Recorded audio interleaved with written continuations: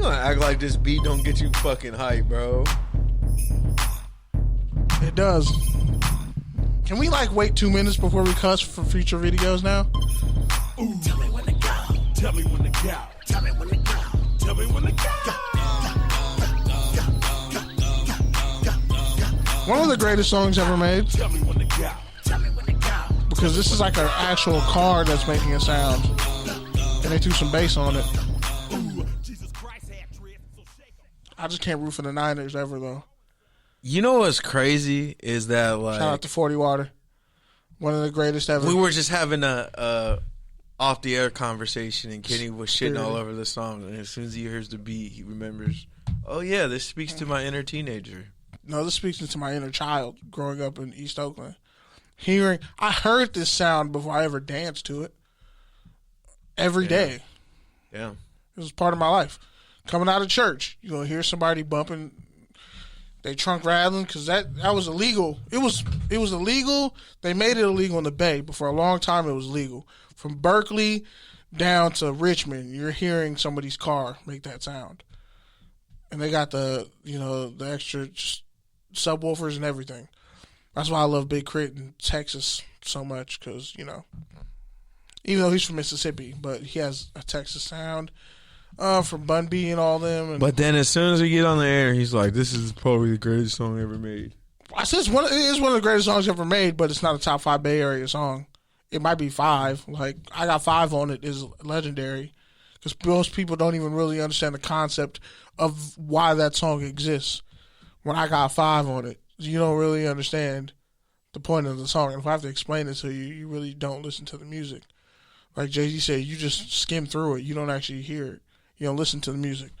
So yeah, and then you're not the person I'm musically talking to. And then you fucking quote Eminem, another rapper that you hate. This is I a didn't quote cacophony. Eminem. This is a cacophony of fucking hypocrisy right now. You mean a cacophony of heightened contradictions? Leave the big wordplay to me, okay? I'm just shook right now. Like, I mean, this is not a top 5 Oakland song, bro. A Bay Area song. The song. There's so many great Bay Area songs that this is like what everybody knows us for. Yeah, but also I was just looking back at everybody in high school discussing in 2008. To me, this song is a number 6 at Wendy's. Okay, like I think it's a large Frosty. Like you've had it a lot, so like it might be played out, but when it's right, it's right. When I hear white people try to dance to the song, it makes me upset. I think we're past that phase, but like everything comes back around. When so white girls 2030, horribly dance to this song, it gets me upset. I just gotta be honest. When people with no rhythm try to dance to the song, it makes me want to put on a ski mask and rob them. Anyways, with that, this is Touchdowns and Tangents live on the Good News radio station. I'm PD Camarillo. I'm Kenneth Frank. And actually, the reason why I chose that song is not to tribute to the Bay Area, even though we do tribute the Bay Area a lot on this show. We embody the Bay Area on the show. It's actually because, well, we have some news to announce. Kenny? Wow, make me the bearer of bad news because I just turned 30 and I'm the more mature one.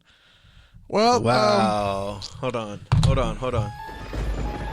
Beat you to it. Hold on.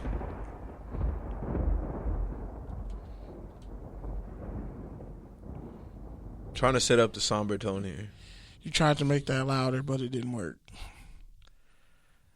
But yeah. So as of next month will be our last month here at the Good News. Changes are being made. Things are being moved around. Pete and I are deciding to go our own way. Yes, that's a song. You can go your own way. But don't question it. We got eternal love for the Good News. Our stories are forever intertwined. Our plot lines, connections, friendships. We're like the first show on the Good News Sports. Like a lot of shows were built off us being there. And we've grown with Courtside. You know, when they were just 5 dudes in a room yelling at each other. And now they're just 5 dudes in a room all roasting Michael, which is it's quite lovely. The consistency, the majesty. Shout out to Mike the Pappy. I honestly have a theory. You've never left LA. You just like are balling so big that you have a second home in Tennessee. And I respect that, King. Salute. Because I'd be like, there's no way you just... every time I see you, he's so comfortable. And he's like in just comfortable dad mode. It's like, so you still living out here? Like... like we were sad in the car on the way home when you told us that first time you were leaving. Like we played that song where Vivica Fox gets killed and Set It Off, and Chloe gets killed and Set It Off. Like we were listening to that song on the way back home, like in the old studio when you told us you were leaving. So yeah, but anyway, salute Courtside, salute to all the sports shows, salute to all the good news, all the listeners. Shows. Yeah, we've been on this platform now for what, almost 3.5, 4 years, something like that. Feels like 4 years. Probably closer to 4 years than 3. Should we just leave right at the 4-year mark? Our contract expires at WrestleMania. But yeah, so if you are a good news listener, you can continue to follow up with us on our own platform, touchdownsandtangents.com. And either way, the good news folks, the good news sports have great content coming for you consistently. So don't worry. I'm sure they'll find another great podcast to fill our spot. Or at least one fat dude who's going to mouth breathe on the mic. At least one of them. I mean, come on.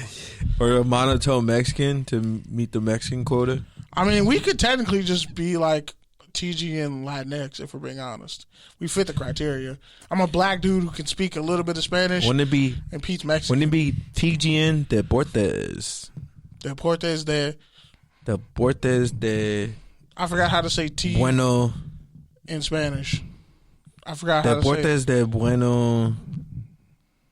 Fuck, I know how to say news. It's not nuevo, is it? No. Fuck, what is news? Nuevo, or just say journalism. I think journalism is periodico. That's newspaper. Periodismo.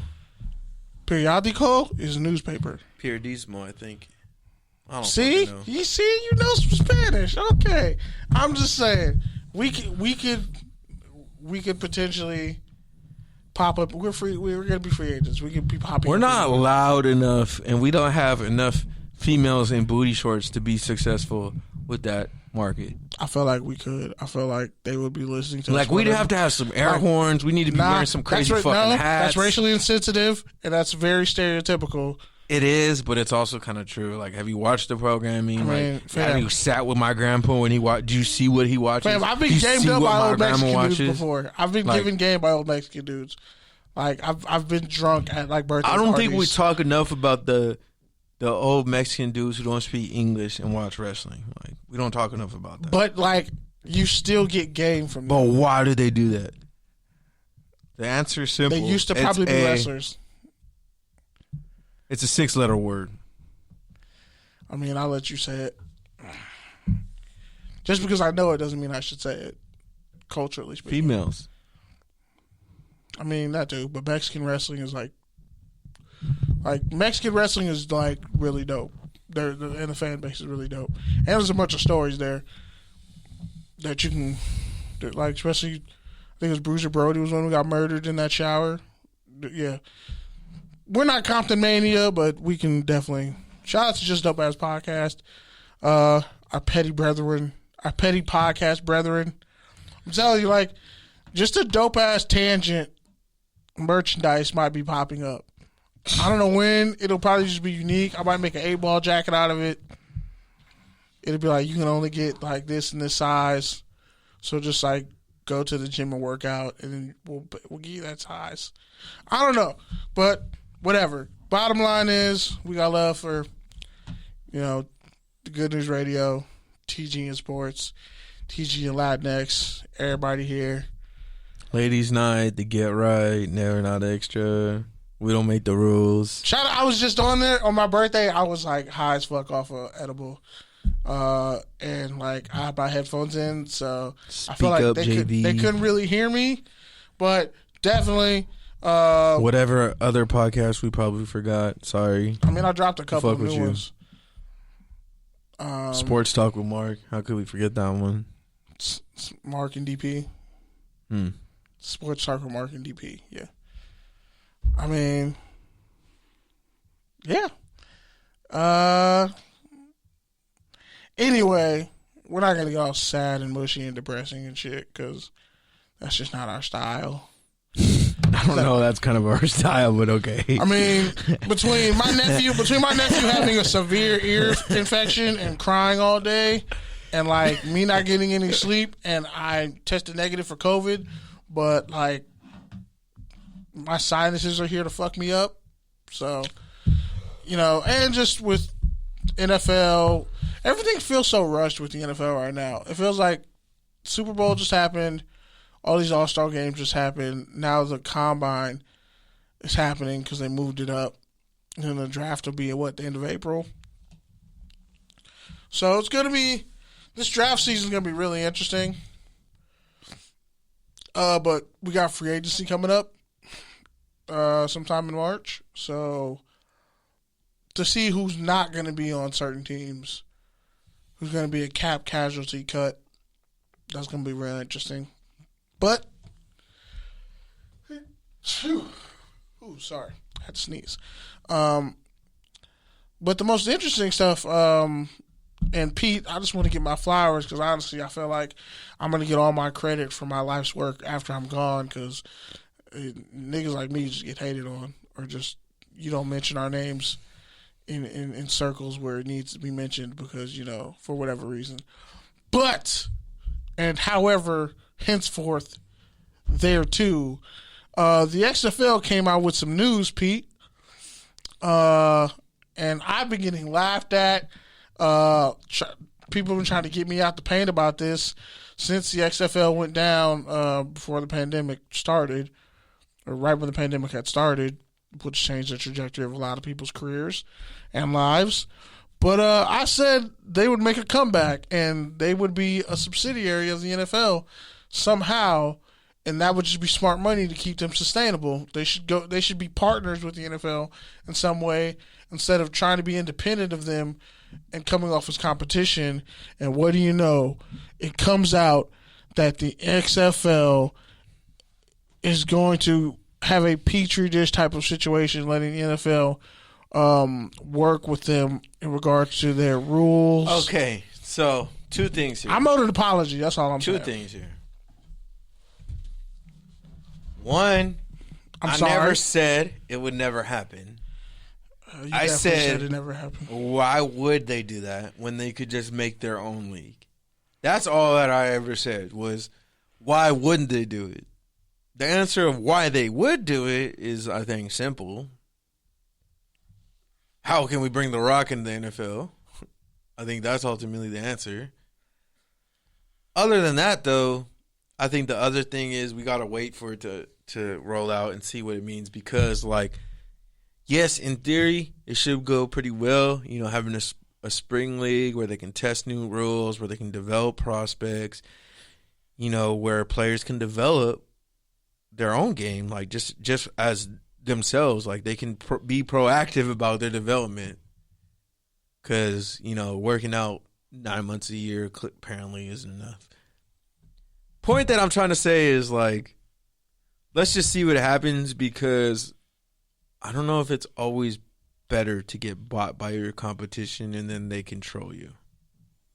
Right? Because, are they really going to let the XFL still do whatever? Because that's what made the XFL innovative is that they weren't tied to the NFL and they were able to do so many things. So are they still going to have that same creative control? I think when you say or is it going to be yeah, you guys can do this one thing.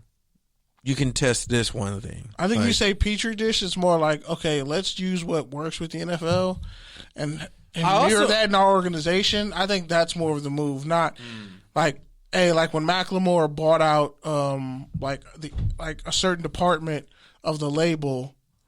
He's still independent, but he bought out the marketing part of a label to help him push his album. He's still independent, but he paid for a service from a label. What I take away from it is also, the NFL must really be, not shaking in their boots, but, I don't know if you want to say worry, but like, what's a word that you would use? On notice, being mindful of these other alternative spring leagues that are popping up. Like, I don't know, the Fan Control Football League, which has a lot of dope stuff that they're messing around with, NFTs and really all sorts of cool social stuff. media following. Or is it the USFL that has that old brand name recognition, even though they don't have the talent or the ops? Like, is it like... There's some notable names like Shea Patterson. He's the number 1 overall. Oh, God, I watched him at the Senior Bowl, and I'm just like, this dude is... I don't know how he was a 5-star recruit coming out of high school. The point I'm trying to make is... Terrible. Like, the NFL is doing this for a reason. I'm just not exactly sure what that reason is, and I won't really know until I see it. That's the point. That is the point. I guess the point is that I'll tune in, right? You're going to watch the XFL when they come back. And I plan on having credentials for it again. But, yeah, I mean, so let's just jump right into the SFL. They had some notable names. It's interesting how they did their drafting. They drafted like QBs first, and then they went like receivers, running. It was like QBs and running backs, and then like DBs and receivers, and then linemen and DNs, linebackers. It was interesting how they kind of did their whole draft with those 8 teams. Which, by the way, none of them are on the West Coast, which is why I'm not really paying attention to it. They do have one in Birmingham, though, and they did draft a former L.A. Wildcat, Brandon Barnes, tight end out of Alabama State. He got his leg mangled when they played against the D.C. Defenders and upset them and beat them. He scored a touchdown in that game, too. He got hurt. I think ever since then he's been rehabbing and trying to get back. And it's good to see him land, in that league. And again, there's like 3 different spring leagues. So, it's good to see like football's being played just on some level. And it doesn't have to compete with the NFL. It just occupies a space in the ether of football, in that void of not having football. And people are, getting money to, feed their families. And you can't ever knock that. Like, if you could get paid to do something you love to do, and it may not be at the highest level, but you can do it, you wouldn't take a shot at that? I think you would. It would mean something to you to live out your life's dream, even if it's only at a smaller level. So, I mean, isn't college football that?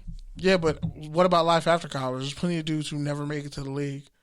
There's dudes who don't get drafted or do get drafted.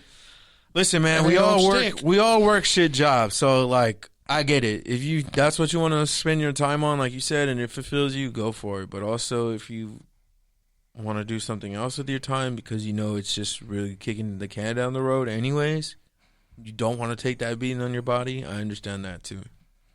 Yeah, but that's the thing about football is there's always like gonna be a pool of athletes to play.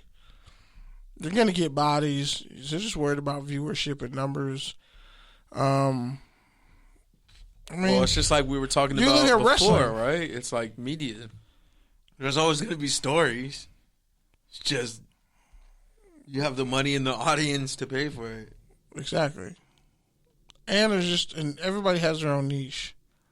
And everybody's Same thing with football, though. There's always going to be football. Like, yeah, put a football go outside and play football and see like people come out and start playing a game, but that's not the same as operating a business and being able to sell sponsorships and get tickets in the seat. Yeah, but if you can start local, I think that's what it is. Like my old high school, they have a girls flag football league. There's a girls flag football league building in the South Bay.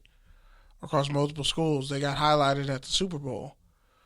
There's money and funding going into that. There's plenty of girls who are athletes. There's a video of this chick, she dunked in a game and the whole gym exploded.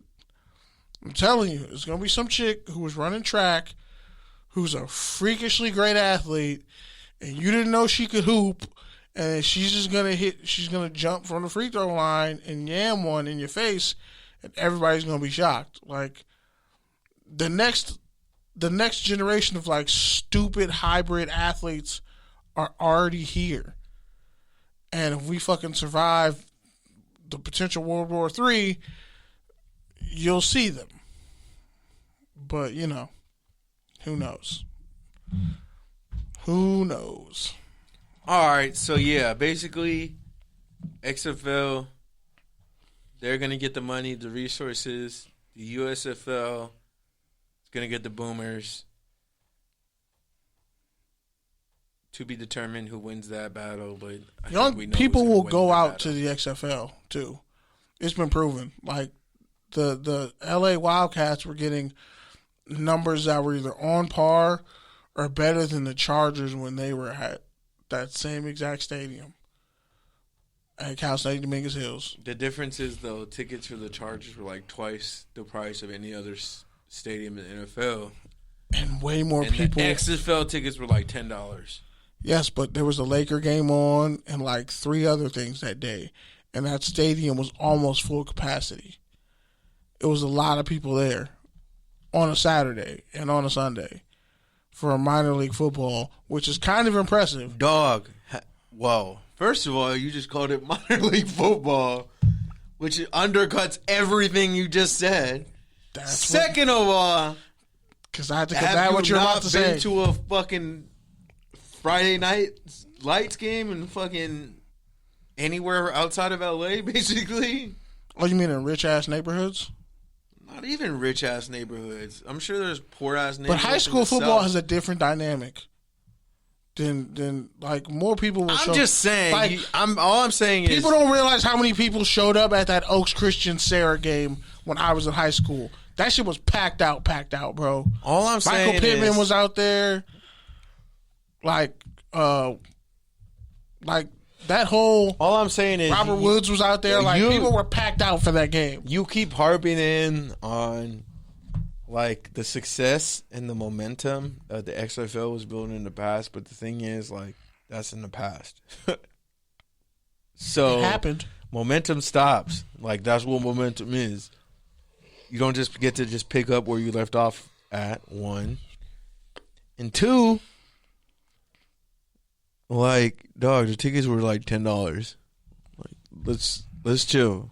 Like, let's chill. Let's let them get through a season before you start trying to die on the XFL hill. I was there. Just let things play out, sir.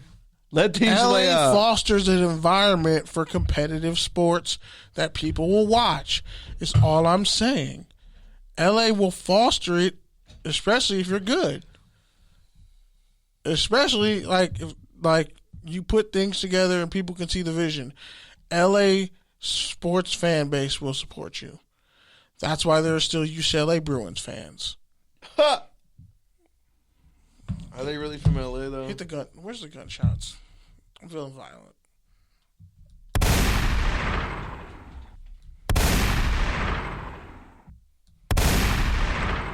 And boy, Arizona State is not looking great as a program. They're getting an insane amount of people transferring out of that place. That is turning into a toxic locker room very quickly. But anyway, so we want to talk about free agency? Actually, no. The Falcons hired Ryan Pace as their GM. Shout out to Eric. I'm sure somewhere he's laughing. A senior personal executive working under the current GM, Terry Fontenette. Wow. I hope you don't let him pick the next quarterback. That's all I'm going to say. So, what are your thoughts on Troy Aikman? He's expected to sign a 5-year deal with ESPN.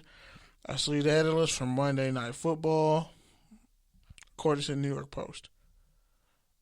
Thoughts?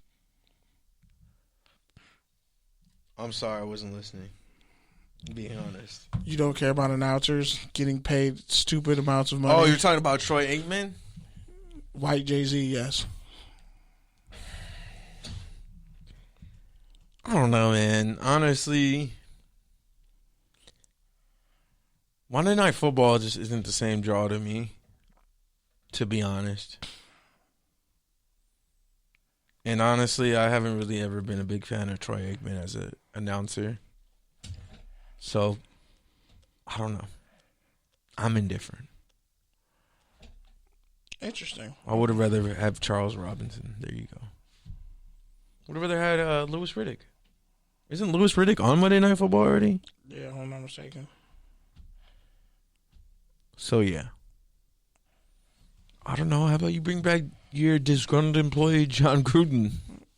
Can we not? You know, since he actually sent emails when he was actually working for that organization and not the NFL. Can we not? Oh, we don't want to talk about that? Huh. They're not going to talk about it, so why would we talk about it? Huh.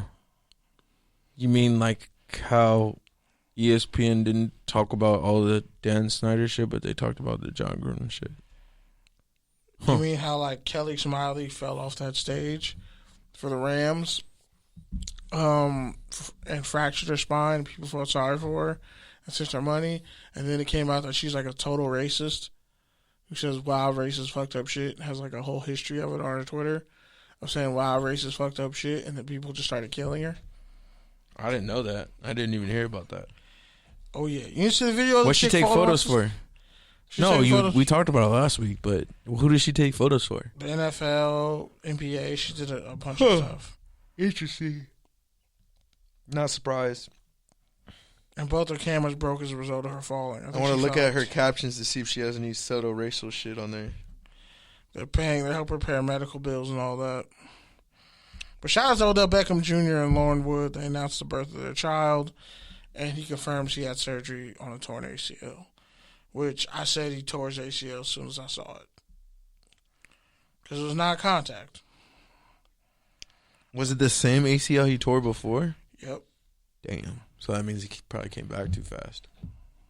No, if you look at the field and the way his leg just buckled. Yeah, but he's only like a year out. He's only like a year and a half out. They say it takes anywhere from 1 to 2 years to like. It takes a year to like structurally heal, and then from there it takes like a year for it to like for you to like fully trust it and like really like be back up to full speed. Like you can fake it before that, but like realistically, you're playing with the church's money at that point.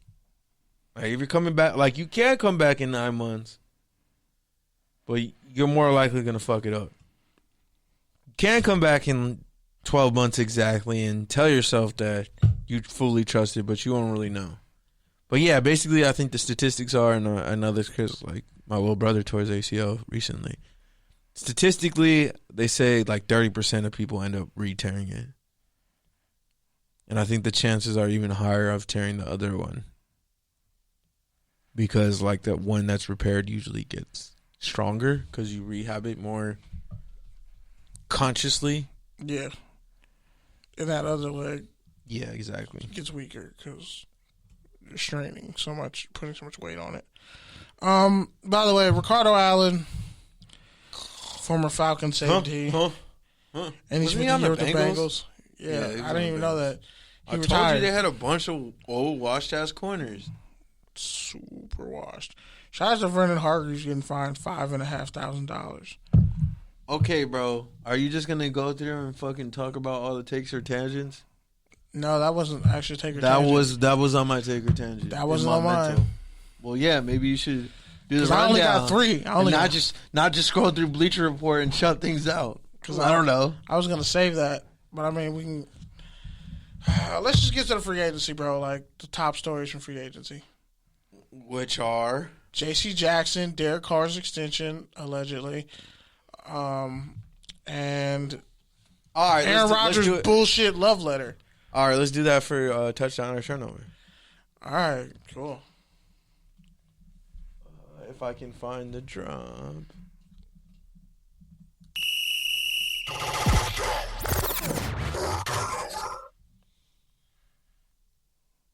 So Aaron Rodgers wrote a lengthy Instagram post.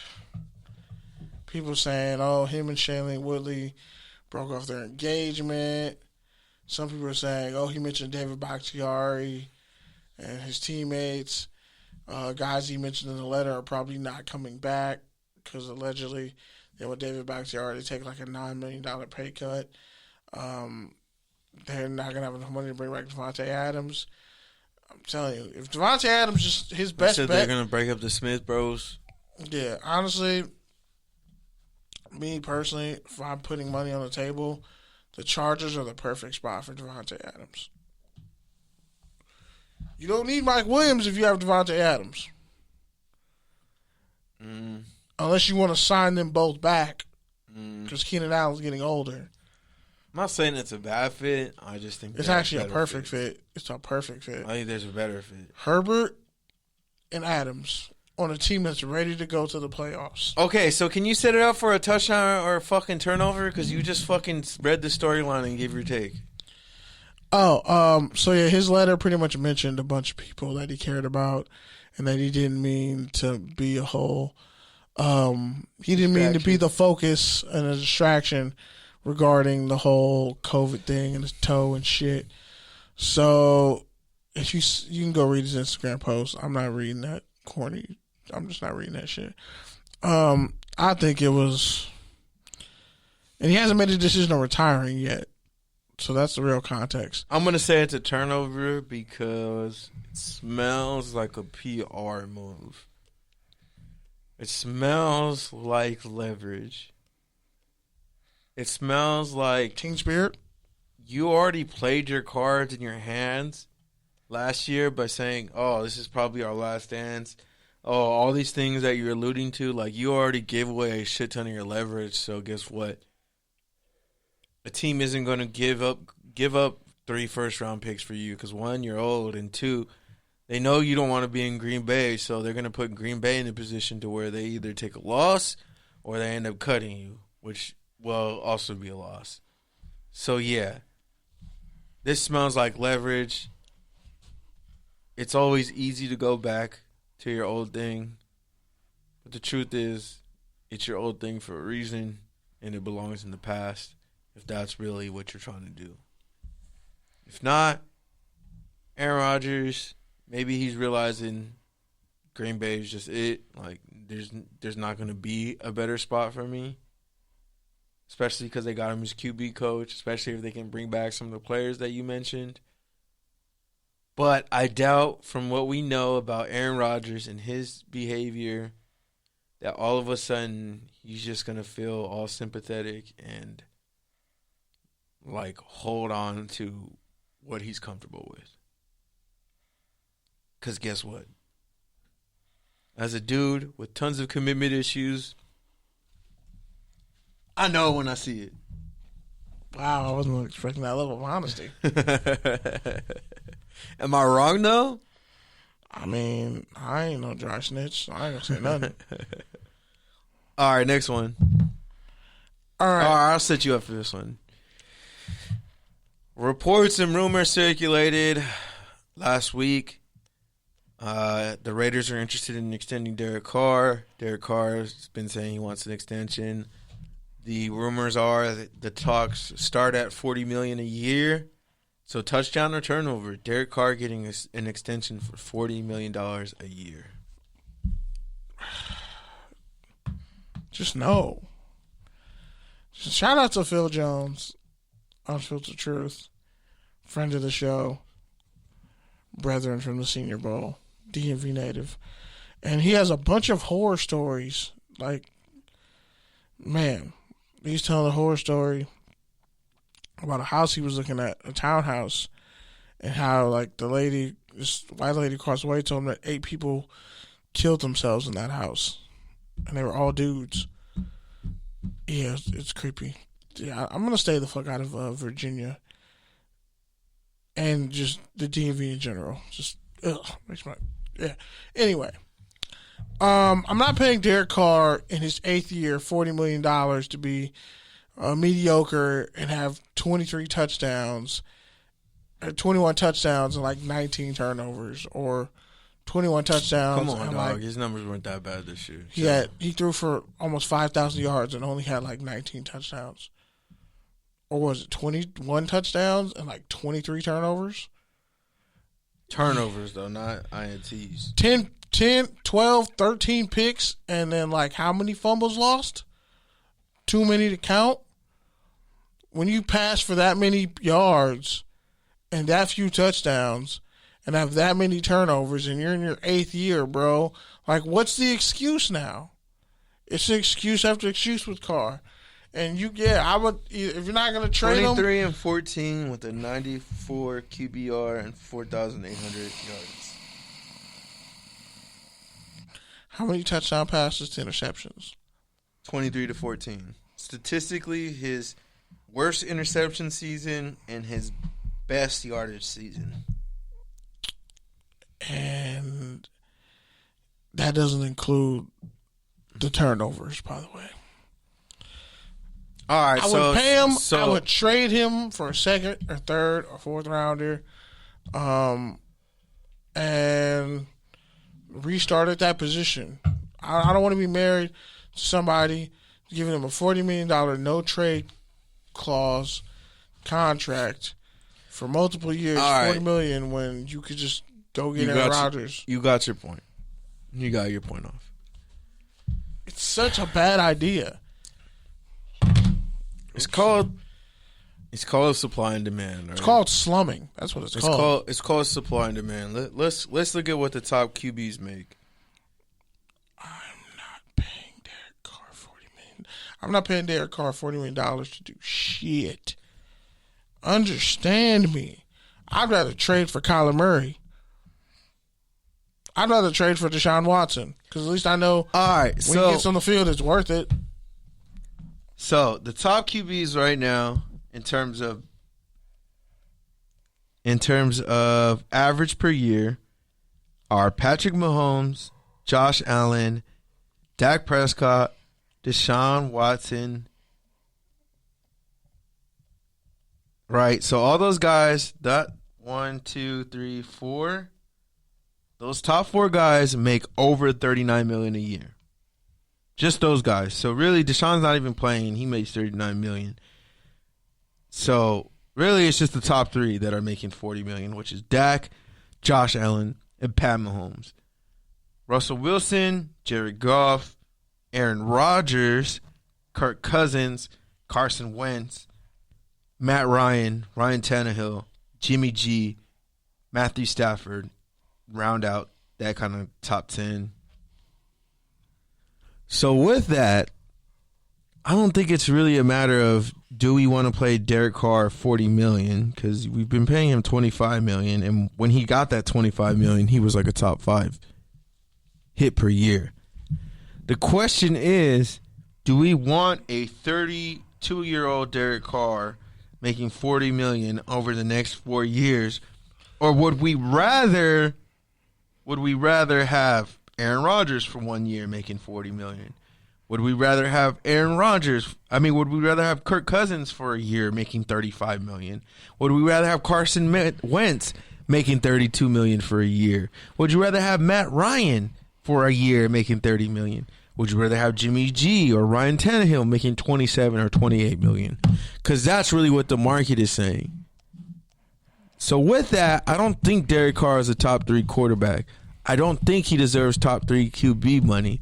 But when you put it in comparison of the market, that's just kind of the number. So, man, I don't know. I'm not against your plan of trading him for a 2nd-round pick and starting over, assuming we can get one of those guys without giving up too much. We can get them to take a contract extension, and then you surround that kind of guy with some players, and you actually hit on a QB. Yes, but guess what? That's a lot of fucking variables, and what I know about being a silver and black fan is the more variables you give them, the more chances you give them to fuck up. But this front office is probably one of the best put together front offices in our lifetimes for the Raiders. So they actually put together an intelligent, really good front office.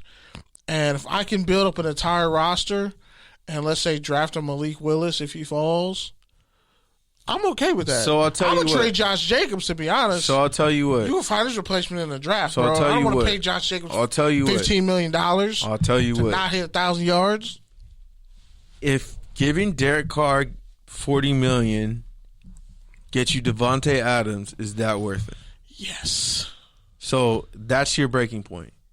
If They're not going to get Devontae Adams. But I'm it's saying, not financially but possible. what I'm saying, if there were a scenario where they could get Devontae Adams and pair him with his college QB, his boy, the dude he works out with in the offseason, Derek Carr, is that worth it? What am I giving up? And am I trading Josh Jacobs? I think the issue with that is the issue with that is now you're looking at paying two players half of your salary cap, 30% of your salary cap, easily. Well, that's the challenge because you can't. Plus, you got Corey Littleton. You can't give a quarterback top 3 money and not give him a top 10 receiver. Not true. I mean, you can do that, but that's not smart. You're not going to win. Carson Wentz got a lot of money to suck. Well, that's what I'm saying is, okay, and even to your point where you shit it all over Derek Carr, which is fine, but the other thing that you have to... I'll take Desmond Ridder in the third round. The other thing you have to... I don't know if you want to discount it, but the other thing you do have to take into context Mariota's on the team. How many more touchdowns does he have with Henry Ruggs? 4 more? That's 4 more? That's bogus. I'm just saying. How many more does he have? That's bogus. How many more does he have? Why that's bogus? How many more does he have? Because he wasn't throwing him the ball enough. He was starting to, though, and Henry Ruggs was starting to score touchdowns. They were starting to look explosive. They were starting to do what the fuck they were supposed to do. Ruined his life. So that shit's out the window. Okay. What are you talking to me about somebody who killed somebody and ruined his life? I'm just saying. Theoretically, though. Theoretically, my ass. Theoretically, though. Take everything out of it. Guess what? If my mom had balls, she'd be my father. Right? Okay, but what I'm saying is take everything out of it, right? Just from a football perspective, how many more touchdowns would you give Carr if he had... He had Deshaun Jackson and he didn't throw him the ball deep. That was for a lot of reasons. Deshaun was doing whatever the fuck he wanted. Partially, but what I'm saying is, downfield. So Deshaun got 2. Guys, Deshaun got what? 2 touchdowns? 3? Could have Henry Ruggs could have had 5. Henry Ruggs. So Henry Ruggs gets at least that, right? At least another plus 5. Another 1 too. If they throwing the ball. So Henry Ruggs was running downfield by himself. So does 30 and 12 change your perspective on Derek Carr at all? It doesn't. So at the negotiation table, does that give Derek Carr another? We $5 million? Another $3 million. Well, you could have drafted another receiver. I'm just saying, though. What I'm saying is, think about it like this. If you're going to the negotiation table... You can't leverage what you didn't have. I'm telling you, though. I agree with you, but I'm going to counter your offer. Listen to me. You had Amari Cooper. Listen to me, though. Fuck all that. I'm saying is, if you're trying to re-sign your quarterback... Right. If you're trying to. You're shitting on him because of his touchdown to turnover ratio. No, he's just not it after 8 years. Okay, but in addition to that, though, you're also shitting on him for his last season's touchdown to turnover ratio. So what I'm saying is... Ran for the ball. But what I'm saying is, if you add another 5 touchdowns and let's say take away 3 turnovers, what is that worth to you? What put a dollar figure on that? Is that worth $3 million? 5 million, $1 million, what is that worth to you? How many wins does that equate to? Maybe 1, 2. That's still not enough. Okay, but how much is that 1 or 2 wins worth to you? $500,000. You're stupid. That's stupid. No, it's not. So basically, what you're saying. Let me ask you something. No, I'm not done yet. Wait, hold on. I'm not done yet. I answered all your scenarios. I'm not done yet. Go for it. This is what I was setting you up for. Okay.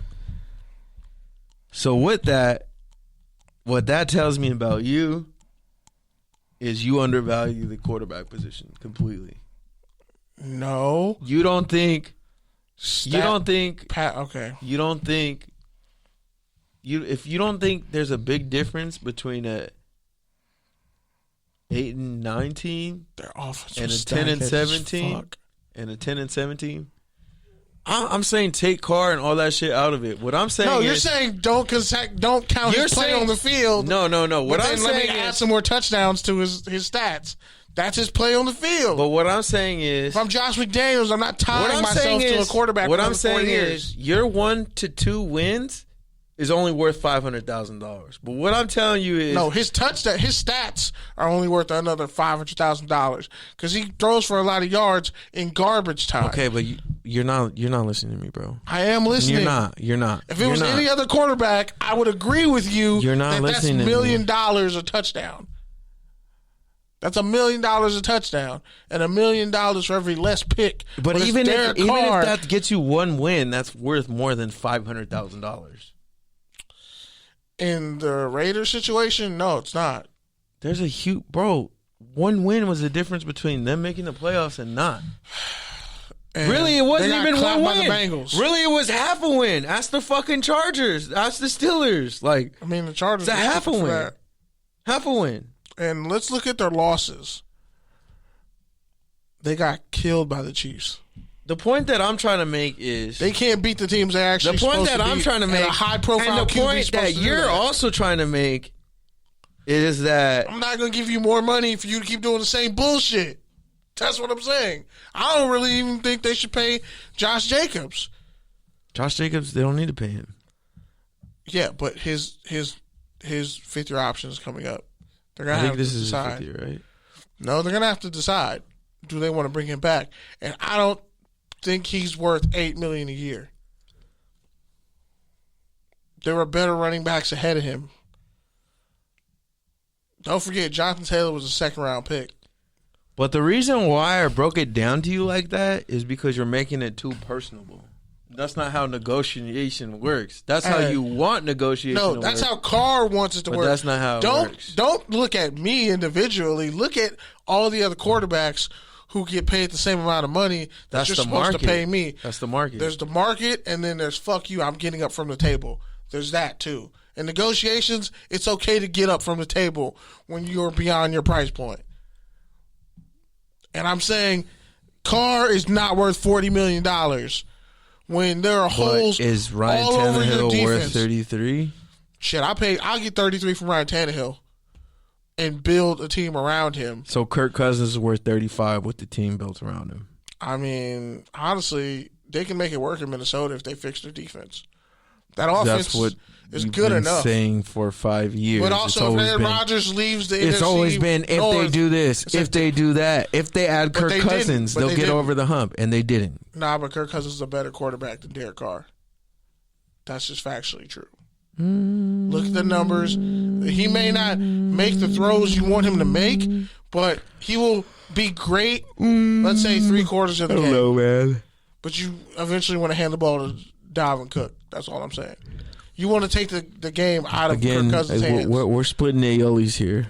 I'm just telling you, Kirk Cousins, since he got to Minnesota, has had a better career than Derek Carr his entire time in Oakland.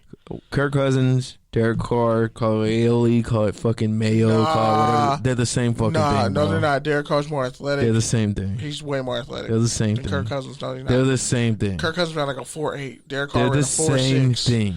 No, they're not. They're the same thing. Derek Carr is nowhere near as efficient as Kirk and Cousins. Miracle Whip and Best Foods are nowhere near the same, but they're the same. No, we're not. We're not talking about. We're not talking about Nutter Butters and fucking Laffy or the I forget what them shits are called, but there's like Nutter Butters and then there's like a nobody knows what the fuck you're talking about. It's an off-brand cookie. I can't remember the name of it, but whatever. Bottom line is, I'm not, as Josh McDaniels, as a head coach, knowing this could be my last shot, knowing I got a young defense, I got young, smart coordinators around me that could build this team up. I got some young pieces. Clelin Ferrell is a fucking bust, worse than Jamarcus Russell, as far as I'm concerned. I would rather have Jamarcus Russell again than Clelin Ferrell on an NFL roster because he is fucking useless. That's fucked up. No, he's not. That's fucked up. He is, bro. He's useless.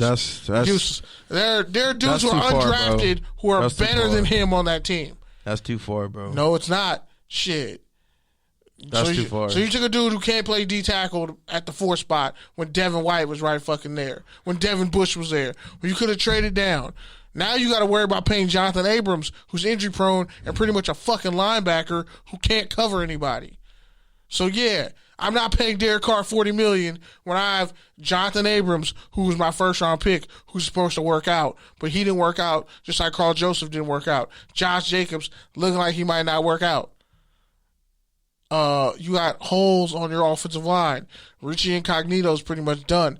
Colton Miller is I'd still rather have Derwin James or Tremont Edmonds. At least somebody will be doing better on defense. But I get you wanted a left tackle.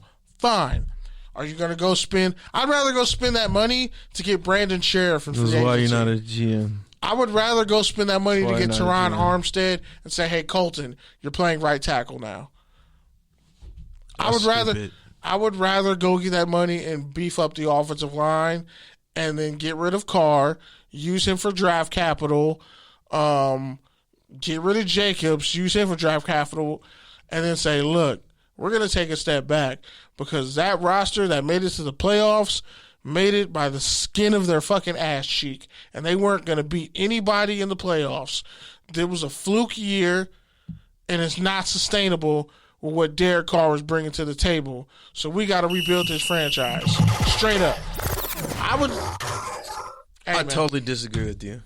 Well, I totally disagree. A lot of people don't. I totally disagree. A lot of people don't. A lot of people in Mobile didn't disagree either. I totally disagree with you. Hey, man. Totally disagree with you. I'm telling you, it's not physically responsible to pay Derek Carr, but you can let him play his contract out or trade him. They have all the leverage. Derek Carr has no leverage. He doesn't. What leverage does he have? Are you done? He can finesse it. He can finesse trade somewhere else. Can I talk now? Yeah. Are you done with your little tirade? I didn't know you were such a Carr stan. I'm not a Carr stan, bro. I'm thinking about this shit logically. What I'm trying to say is a QB like Carr is not. What I'm trying to say is this: or getting you there. There's no in between. You either keep Carr, you pay him the money you want to pay him because that's what he wants, and that's the only way he's going to come back. Clause. You got to say because why? He's been in the trade rumors for 7 years now, 6 years, 5 years, and he's been in the trade rumors for 5 of them. And he's in his 8th year. So you could see why he would want that. He can get no better. Point that I'm trying to make is, okay, fine. You want to trade Derek Carr? You want to reshuffle the deck? Cool. Then do that. But don't be mad when we're 4-12 again, 6-10 again, and we have to do the whole fucking process over again. Don't be mad about that. That's one. I won't be. No, shut up. Shut up, bro. I let you fucking talk in your little fucking tirade. Now let me talk, bro. All right, fine. Okay. 2, don't go out and get no fucking bench bridge quarterback. Don't get no fucking Jimmy G for $28 million. Don't get no fucking Ryan Tannehill for $33 million. Mariota's already there. Don't get any quarterback for over fucking $10 million. Fair. Give me Jacoby Brissett for $12 million. Give me fucking Marcus Mariota for $12 million. Whatever. He's getting 8.5. Whatever. Give me a backup QB and pay him a little bit more than backup QB money and draft a QB high. Fine. I'm okay with that. Then you're okay with losing for 2 years. You're losing now. Me? You're losing the way now. The way I see it is the team has $10 million in cap space. Most of that's going to probably go towards draft picks and re-signing players. Casey Hayward's probably gone because the defense is going to change. He's definitely gone.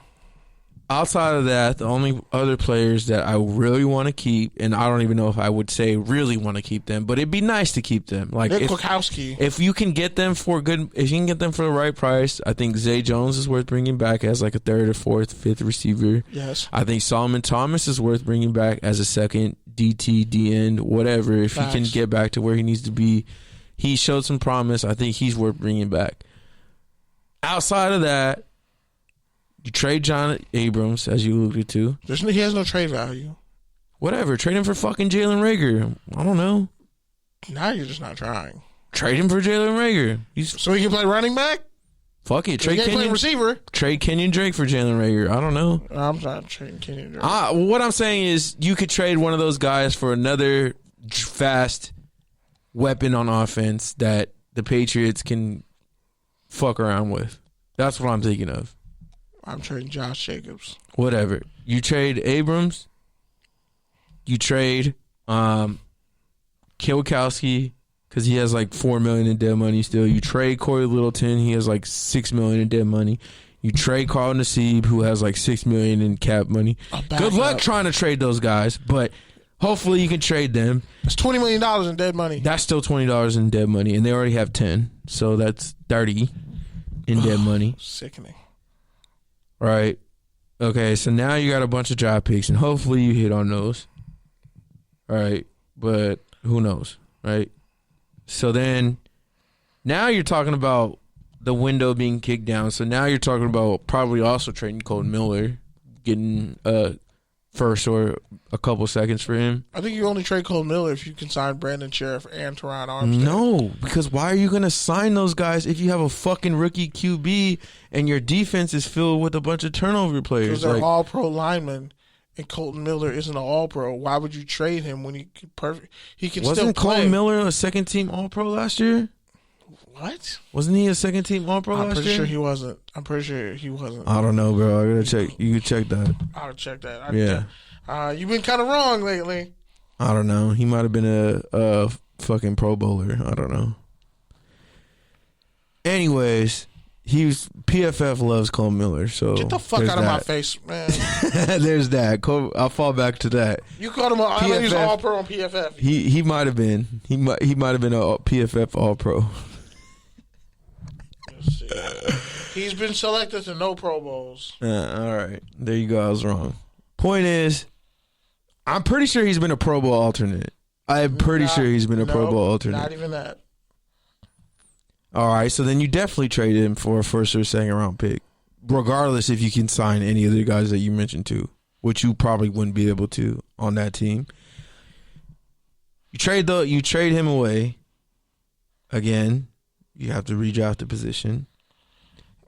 All right, so now you've got now you've got a roster. His contract is flexible, actually. Now you got a roster filled. Yeah, but he's what, 27, 28? He's the same age as around Derwin James. So what? He's got to be 27. He's been in the league 4 years. He's got to be 27 or 28, right? So, do you think he's going to be elite to good in the next 3 to 4 years? He's 26, actually. Okay, so maybe you keep him. Maybe he catches the tailwind of whatever run you're able to put together with the next QB and next receiver. Because, yeah, but basically what I'm trying to say is, if you're gonna reshuffle the deck.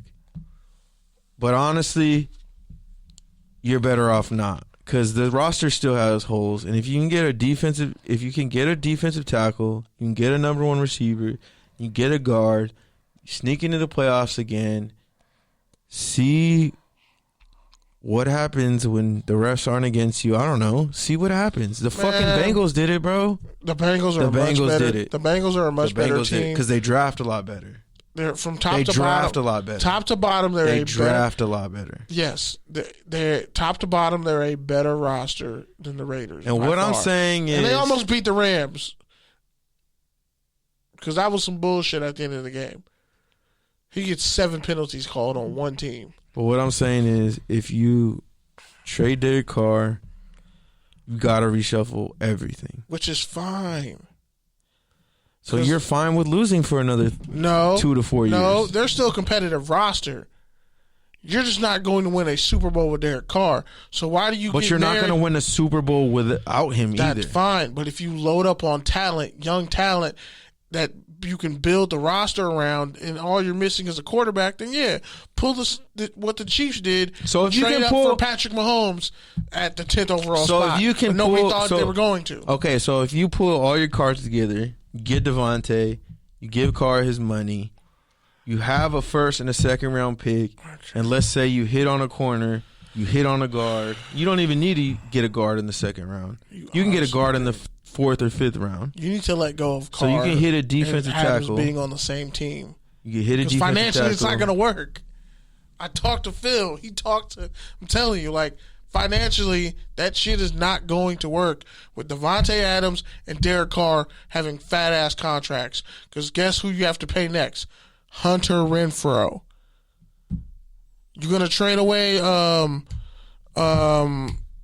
forgetting the tight end's name. You're going to trade away Darren Waller? You know what I say to that, You're bro? going to lose somebody. You know what I say to that? That's Fuck them salary caps. That's $60 million. Fuck them salary caps, dog. Yeah, but the Raiders can't afford to be that fiscally irresponsible. I would rather build up a whole ass team and then boom, trade up. I get the QB I want. Nobody's even sure about any of these QBs in the draft. Malik Willis looks like the best one there. He just needs. You also like him.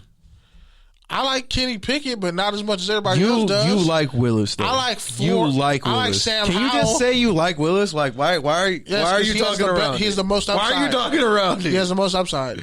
And not just because I dapped him up in the airport. Okay. But even before that, you liked him the most. You were rooting for him. Best above for the past 2.5 years, yeah. You're rooting for him, yeah. So out of Liberty. He didn't even have Gandy Golden that long.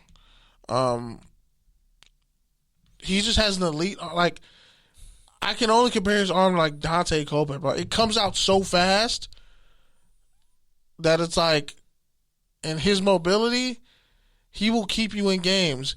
And he's the one person in this draft class who would elevate an offense. You trust him in a McDaniels offense? Yes, because look what Mac Jones did.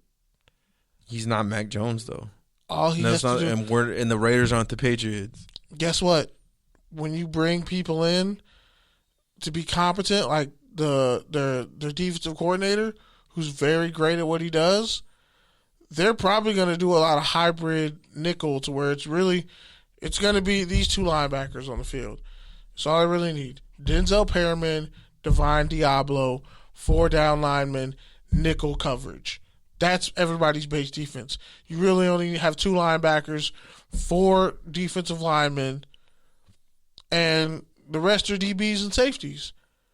That's most of what everybody runs.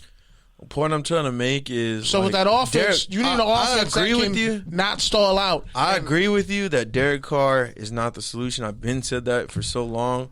However, he's also not the problem. Oh my God. Who's the problem then? Khalil Mack ain't the problem. The $12 million, the $20 million in dead money we just talked about. Well, who signed those guys? Exactly, and those guys are all going to either ride the pine for They're still riding the pine. And we didn't even get to Cleveland Farrell. That's another $10 million in dead money. What have I been telling you? So that's $30 million in dead money for reserves. 3 dudes who were failed signings. That's Devontae's contract right there. No, it's not, because you still have to pay those dudes. Because I know, but I'm just saying. Yeah, I mean, you can still free up that $30 million. You're also going to pay them $30 million, but you split the difference. Devontae wants all his money and not a single fucking penny short. And if Don't he realizes, forget the Nevada taxes. Hey man, if he realizes, I can't get Derek Carr. Who do you think's $20 million in Nevada is like $30 million in California. Let's break this down. So let's say this. Okay, no. I just want let's go personnel. Let's go personnel. All right, one last point. Okay, cool. One last point, and you make your point. All right, go for it. So, Devontae, you're Devontae Adams right now. Yes. Here's one deal, right? $30 million. I'm looking at the Chargers. $30 million from the Chargers or the Rams. I'm taking it because Herbert's better. Let me finish. Go for it. $30 million with the fucking 40% taxes in California. Who gives a fuck? I'm from Fresno, bro. That's like $20 million. I'm from Fresno. I don't give a fuck. Dog, Vegas Wisconsin. is just as close to Fresno as LA is. Just different directions. They're the same direction anymore.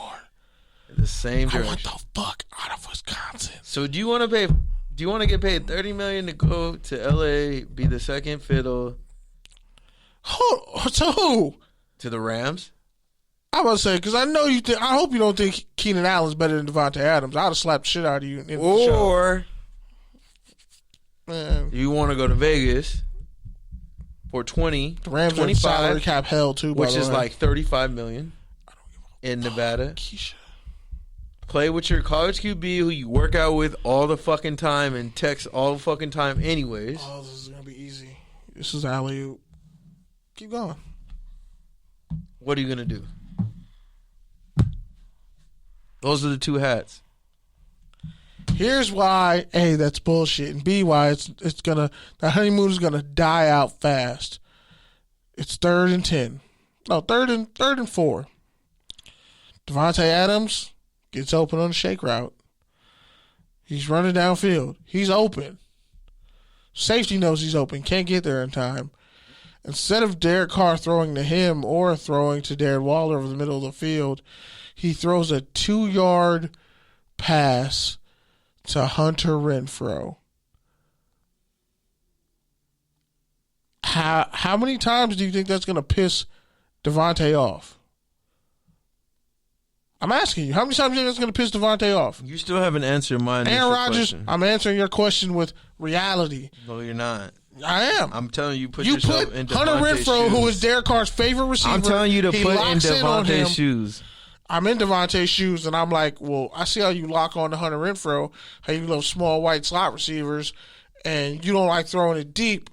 You're going to have to throw it deep to me. You're going to throw it to me where I want. He throws the ball deep. And misses a lot. Which, look at his touchdown interception numbers. Look at his turnover numbers. All I'm saying is, it's going to get to a point where Devontae's not getting the ball, but Devontae got paid. Are you okay with losing and getting paid?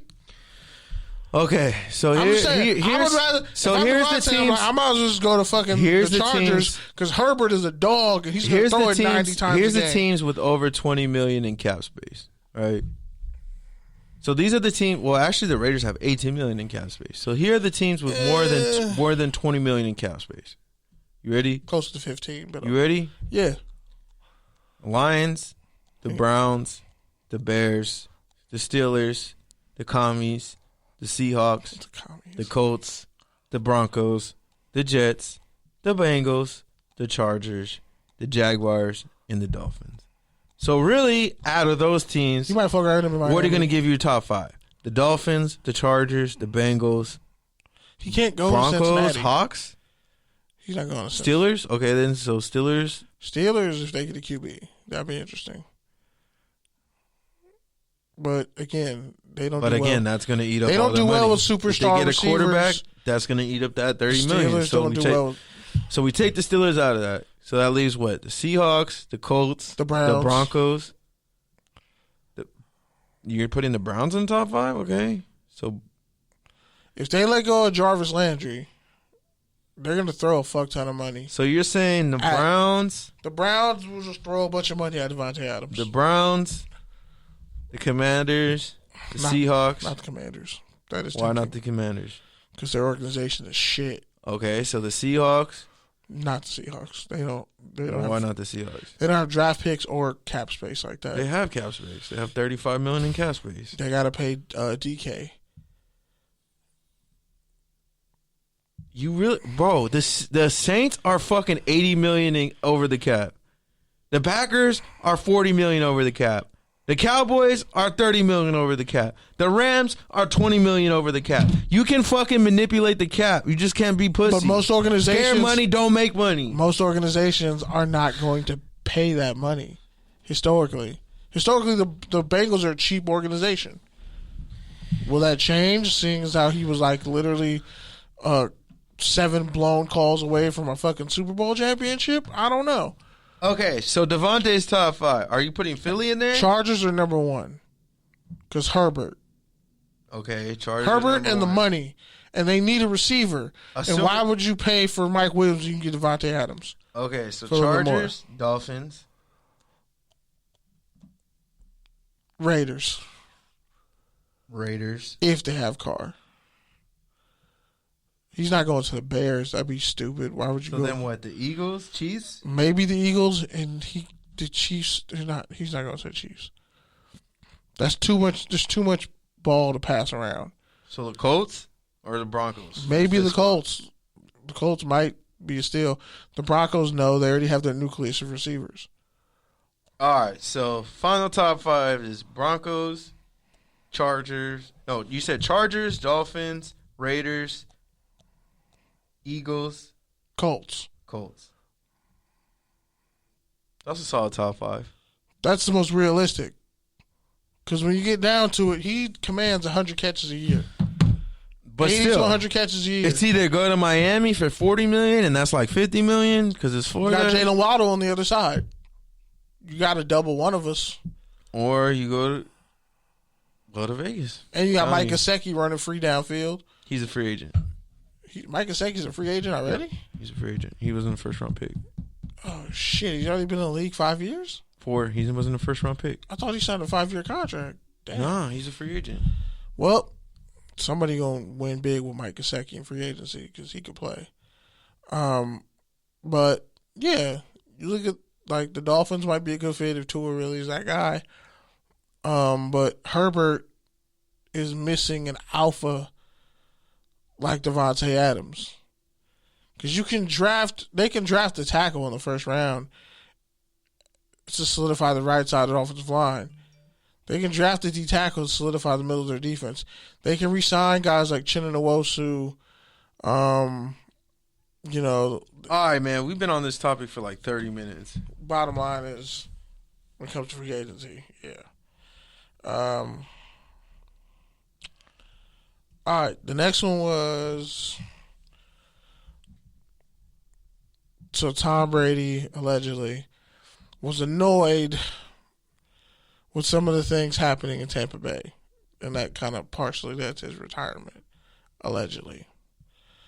Bruce Arians was recovering from his torn Achilles tendon, and sometimes he would come in and change everything that Tom Brady and Byron Leftwich had worked on.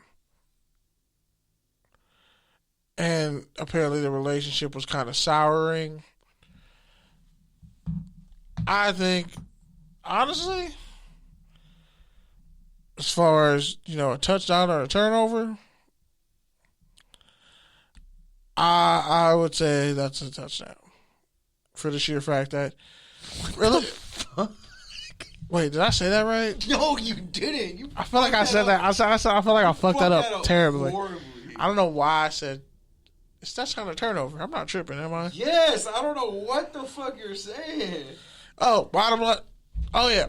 So Tom Brady retiring when he did, I think that's a touchdown because of the reports coming out that he had, like, his relationship with Bruce Arians was starting to go bad. Okay, I'll set this up for you. I said it. I'll set this up for you. I'll set this up for you. Basically, reports coming out, Tom Brady ended up retiring because him and Bruce Arians' relationship was sour. They didn't like how things were running in Tampa Bay. However, the Buccaneers think that if Tom Brady returns, he would return as a Buccaneer. So Brady back with the Bucs, is that a touchdown or turnover next year? That's the turnover. Because I think it was a touchdown for the reason him leaving. Because Bruce Arians usually does. It happened in Pittsburgh, or it happened in Arizona. Yeah, I think that's kind of the similarity. His ego gets in the way. It happened in when he was with the Colts, right? Ego gets in the way. Was he with the Colts? I think he was with the Colts. If I'm that not was mistaken. the other Steelers coach, I think. I'm pretty sure he was with the Colts, but like he was definitely with the Cardinals. What I'm saying, the Cardinals, yeah, for sure. But he was definitely. I'm pretty sure he was with the Colts for sure. But like it soured everywhere he went as a head coach,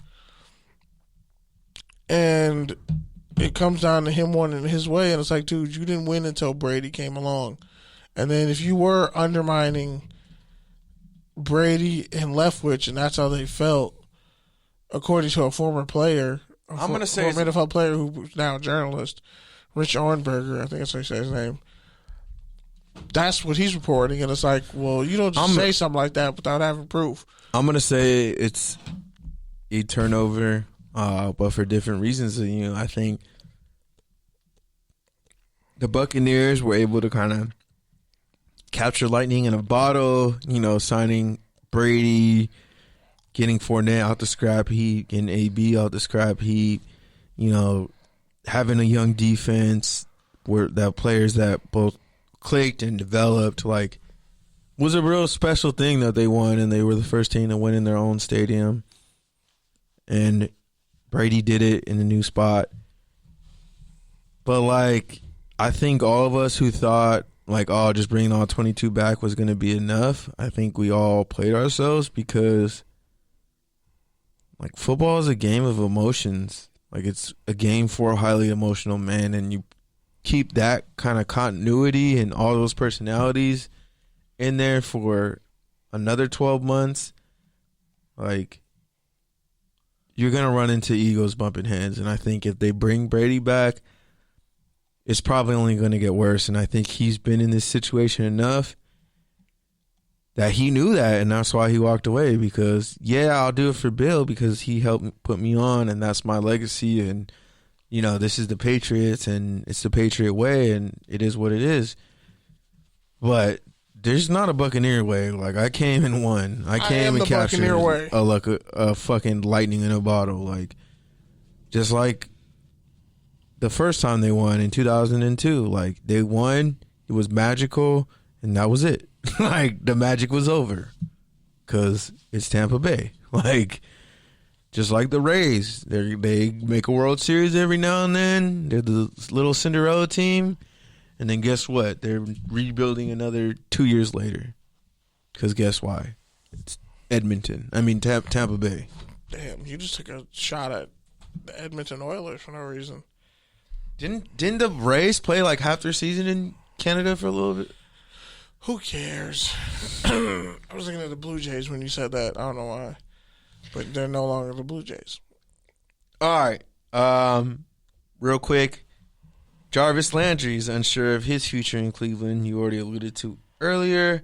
He said he just put it in Cleveland's court. So touchdown or turnover if the Browns let go of Jarvis Landry.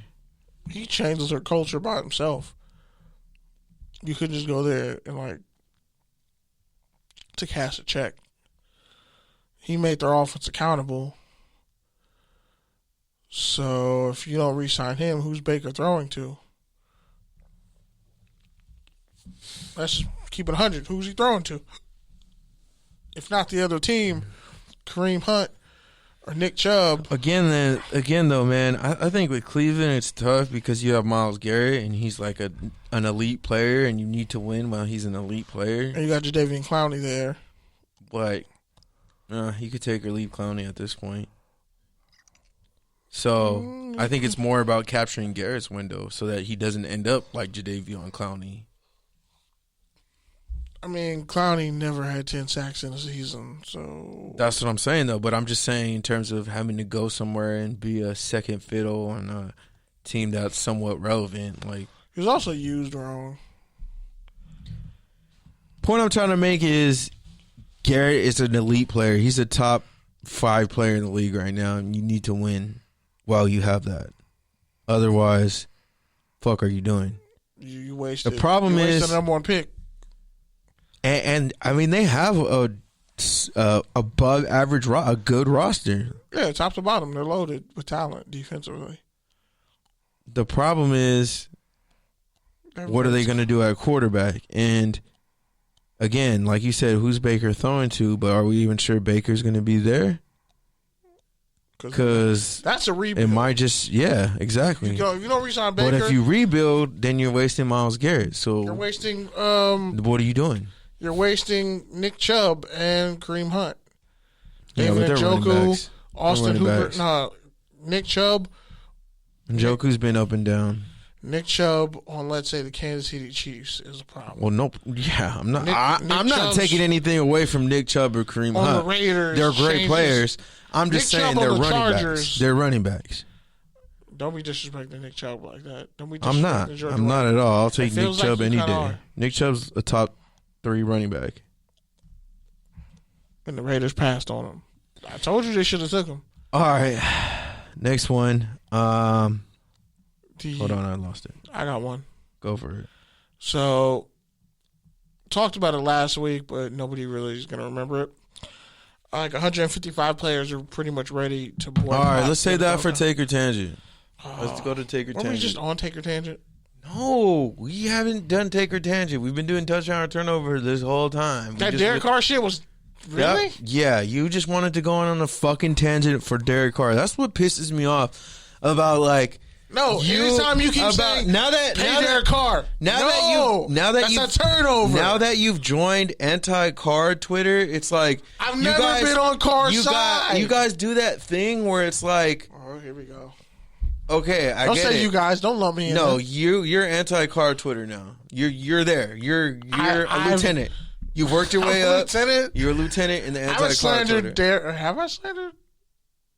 I don't know. Point I'm trying to make is this. Don't put me you out there. You motherfuckers like love to hate on Derek Carr. Not even hate. You guys love to say Derek Carr isn't worthy of this and that. But yet you're still talking about the dude. Fuck Derek Carr. Respectfully. Like, not fuck him, but like, fuck him. Like, I'm tired of talking about Derek Carr. No, once you bring up Derek Carr should get a contract extension. No, I never said that. I never said that. I never said that. I never said that words. But that's what I'm talking about, bro. That's what I'm talking about. I never said those words. Nah, I just don't think Derek Carr should get the contract. All I'm saying is, I'd rather spend that $40 all million I'm elsewhere. saying is, don't not give Derek Carr $40 million and then get Kirk Cousins for $35 and think that's going to do anything. I agree with you. So if you're not going to pay Derek Carr $40 million, I'd rather build the roster. Then you're starting over from scratch. No, you're starting over with a new QB. You're starting over from scratch. Not necessarily. But that's what I'm saying. I don't want them to get Jimmy G for $30 million. I don't want Jimmy G. Who said I wanted Jimmy G? I would pull off some shit like, hey, Josh McDaniels. I'd be like, hey, Arizona, how badly you want to get McDaniels? Hey, Arizona, how badly you want to get rid of Kyler Murray? What are we talking here? Because James Conner's a free agent, and so is Chase Edmonds.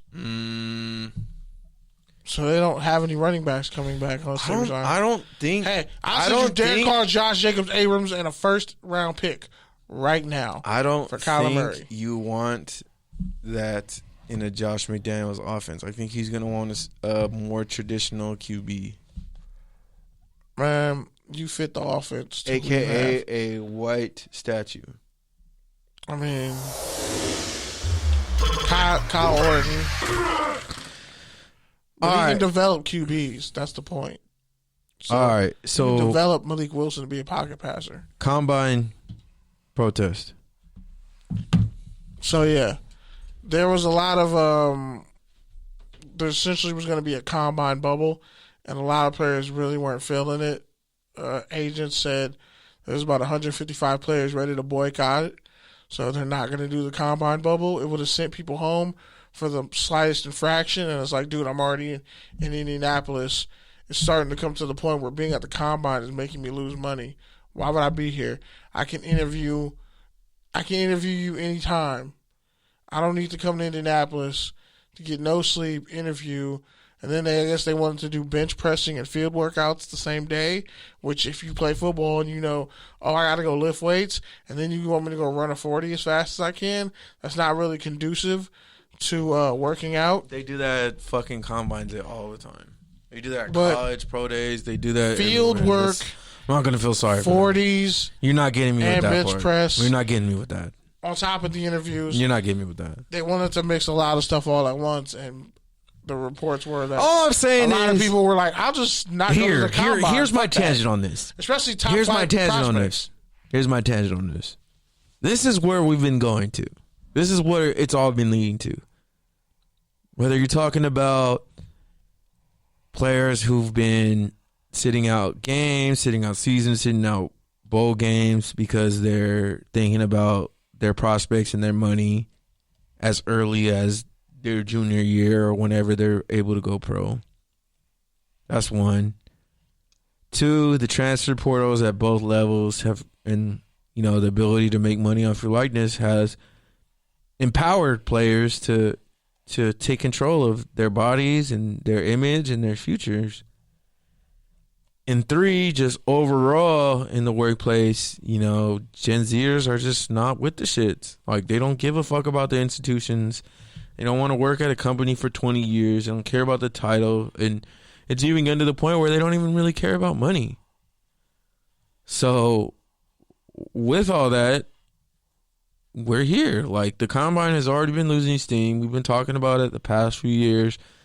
Less and less players wanting to do it or only doing parts of it. They were only going to give guys one trainer. Less emphasis on fucking the broadcast networks, even though it's on more channels, it's getting less prominent. And they've talked about moving it. Like, this is where it was headed. And if the NFL didn't realize that and they didn't understand that, hey, making everyone stay in that little Olympic bubble for 3 days wasn't going to make it worse, then they're idiots. I'm sorry to tell you that, because that's really just where we're at, and that's where it's been leading to. So, yeah, if players want to do the interviews on Zoom calls, if you want to move the combine to LA or Vegas where it's not fucking Indianapolis, like, there's reasonable things you can do to make it a little bit more appealing, but ultimately, Miami, maybe. This is just where we're going. Like, look what Brandon Marshall did with his players combine. aren't going to jump through hoops to fucking impress you anymore because I could just do it through my school. They're empowered. I could just, you could be at my pro day and go fuck yourself. That's pretty much what a lot of people like. I could just go to my pro day now. Like, obviously, yeah, the HBCU combine. That's to get guys' names out there, but eventually they're going to realize, oh, if I'm good, you'll find me. You just want to know how fast I run, how high I can jump, and then we're going to do on-field drills. I mean, I think for us... You can watch my tape. That's why Joe Burrow didn't do none of the combine shit. He said, look at my fucking film. I think for us, it's also like the combine, really started coming on as NFL Network came on. So, like, us, the people who grew up with cable, like... we grew to love the combine because it was like our insight. It was like it made us outsiders feel like insiders, even though we weren't. Yeah. And now it's getting to a point where cable's so tuned out and social media, it's all about social media highlights and everything else that these younger guys, they don't have that same nostalgic feeling for the combine just because it's not as big, but also just overall in general, like, this generation just doesn't care about tradition or institutions, and it's both a blessing and a curse because on one hand a lot of it is bullshit, on the other hand we are losing a lot of shit, so it's two sides of the coin. And World War III is like right outside your window. Exactly, that's where we're at. And I'm going to point out there was no combine last year, and we didn't miss a beat. And guess who? A combine fell in Indianapolis, and did it make a sound? Didn't make a sound. Oh, by the way, Micah Parsons ran a 4.3 at his pro day. Jason Owe ran a 4.36. Micah Parsons ran a 4.39. All right, so Kyler Murray. Those happened at a pro day, by the way. So Kyler Murray says he and the Cardinals are all good. They're on the same page. You got to take our tangent on that. I mean, I just think Cliff Kingsbury isn't the guy. They're going to eventually get him out of there because that offense and Kyler Murray need to take the next step. And again, both his starting running backs, one was a Pro Bowler. They're free agents. You got him DeAndre Hopkins for a reason. Everything went off the tracks when DeAndre Hopkins got hurt. Because A.J. Breen was not really getting 50-50 balls like that. Christian Kirk was like your best receiver. Andy Isabella's done nothing. So it's like, and Zach Ertz, you need to keep him because now you actually have a tight end who can catch the ball and make plays downfield. That was a great trade. And you got to fix the offensive line up a little bit. But Arizona, it feels like they're right there because, they're probably a corner away. But you look at their linebackers and Isaiah Simmons and what he can do, like, there's no reason why this team shouldn't be taking the next step. They should be overtaking either the Niners. They did take the next step. DeAndre just got hurt. Kyler got hurt. Like, what can you do about that? They got hurt. Shore up the offensive line. Brandon Sheriff. Run it back. Brandon Sheriff is looking like a really good option at guard. Teron Armstead, if he's available. I'm just saying, they already got they got Rodney Hudson for pennies on the dime. and he's arguably a Hall of Fame caliber center, pass blocking wise. So, I mean, if you're gonna if we're gonna be honest about that, and the Raiders probably beat the Bengals. They have Rodney Hudson. They definitely beat the Bengals. They have Rodney Hudson because he gives you another 3 seconds to throw the ball, or at least Carr can run for it because he's too chicken shit to actually not throw it away on 4th and goal. He did that before. He did that in the game. He threw it away on 4th and goal. Wearing a Kobe sleeve. What I've noticed about, I was done with Carr right after that play. After with Rodney Hudson, when Rodney Hudson plays, there were just a lot less times where Derek Carr would where someone would have a free run on Derek Carr, one, and then he wouldn't change the play all the two, time. A fucking tight end would be one-on-one with the DN, which is a situation you always want to avoid. And by the way, because if you're a DN and you get blocked by a tight end, you probably shouldn't be in the league. Just saying. You're a defensive tackle who got crackbacks at that point. But by the way, I just want to point out, how many quarterbacks throwing it away on 4th and goal in a game that you need? Jimmy G, Derek Carr, and I would put the odds that either one of those guys are a quarterback next year at like 70%. And only one of those guys has multiple Super Bowl rings as a backup. But I don't think he has 2. I think he has 1. He has 2. I'm pretty sure Jimmy G has 2. I don't think he has 2. I don't know. The Patriots won a lot. And he came out the same year as Carr. He was in New England. Or the year after. He was in New England for a while, bro.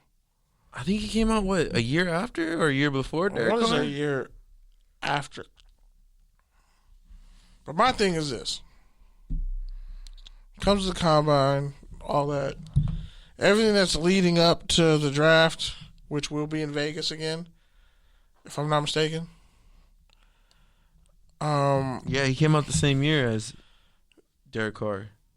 So 8 years in the league and 2 Super Bowls. He was drafted after Carr. And 2 Super Bowls later.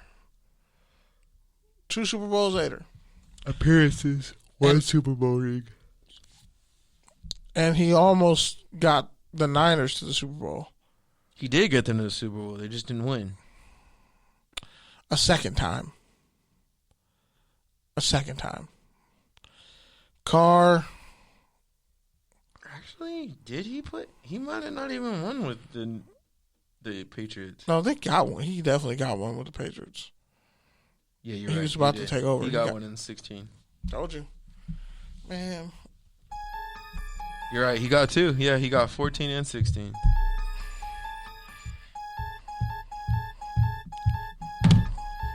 Dog, I have brain fog, all right? Leave me alone. Anyway.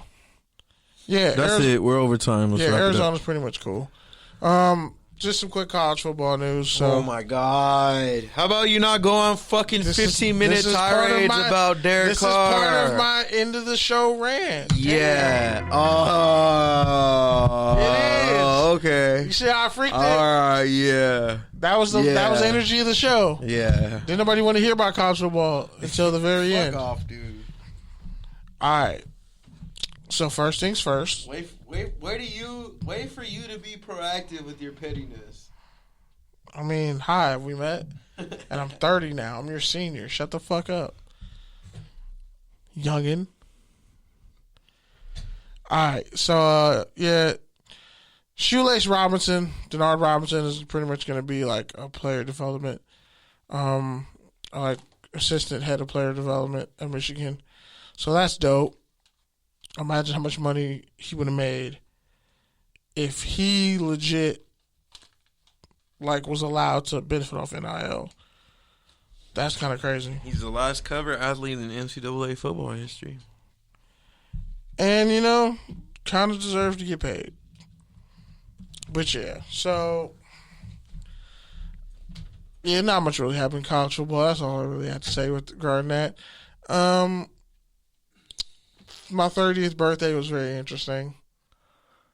I worked on my birthday, but then it was really slow, so somebody had to get sent home, and I was already on my lunch.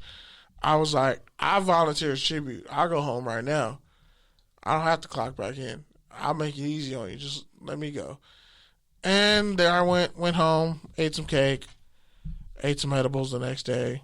Shout out to We Don't Make the Rules podcast. Next time I show up in studio, it'll be lit. Salute to them for having a sponsor from a black-owned Papa John's. Salute. Also, man, I had to just take some hard looks at myself. Like, damn, I'm 30. I started working 10 years ago. I started my first jobs, like, officially that I count, when I was 20. And in 10 years,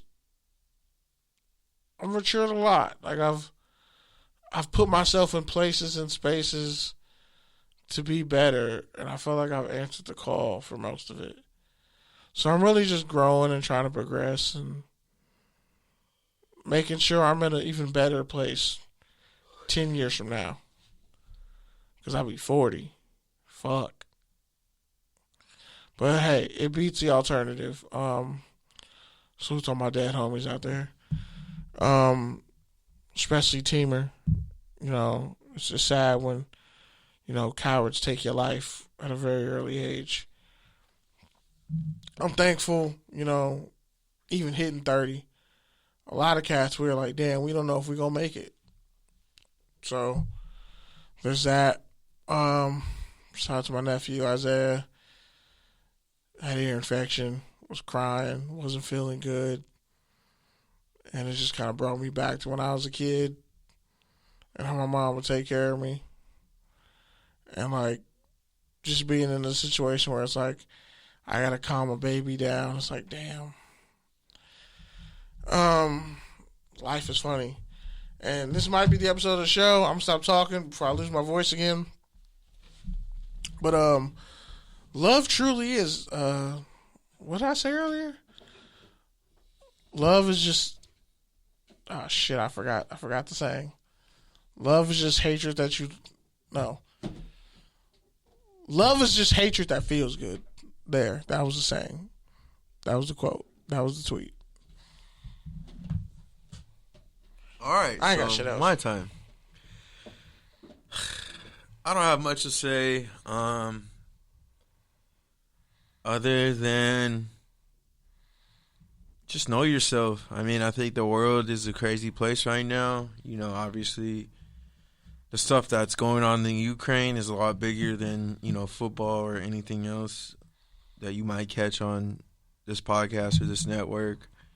But at the end of the day, like, you control what you can control, and you can't always control with how people perceive you, but you can't control the output that you put in. The output, you can't control your output and what you feel from that output. Like, don't always rely on things from outside, because you're not always going to get it, and there's a number of variables why. Some of them you control, some of them you don't. But at the end of the day, what you control most is how you feel about yourself and who you are and what you're doing and what you're building. And as long as you have that perspective, you can really get through anything. And trust me, like, you can make shit that doesn't work for you, as long as you know why you're doing it and you stay true to yourself and your principles and you remember your why and your non-negotiables. Because there's a lot of distractions out there, both warranted, you know, in the world, crazy shit, unwarranted, your own anxieties and things that you create and blocks. But yeah, man, just do what you can to feel good about yourself, and that starts with understanding why you're doing what you're doing, and also why you're not doing something else. Because our most valuable currency is time, and that's what we'll never get back. So whatever you put your time into, find ways to feel good about it, because otherwise you'll burn out, but more importantly, but worse off, you'll lose yourself, and you don't want to get to that point. So just remember why you're doing whatever it is you're doing. Remember why you're not doing other shit, and just keep going. Keep building. All right, man. Well, this is Touchdowns and Tangents. We thank you for tuning in. We thank you for listening to us on your favorite podcast app. Shout out to X Squad affiliates. Shout out to Full Press Coverage. Shout out to all our listeners, all the shows that fuck with us. And, yeah. Also, shout out to Ronald Curry and Mike Mitchell, former Raiders, getting NFL coaching jobs. Interesting. Peace. Peace. Happy Black History Month.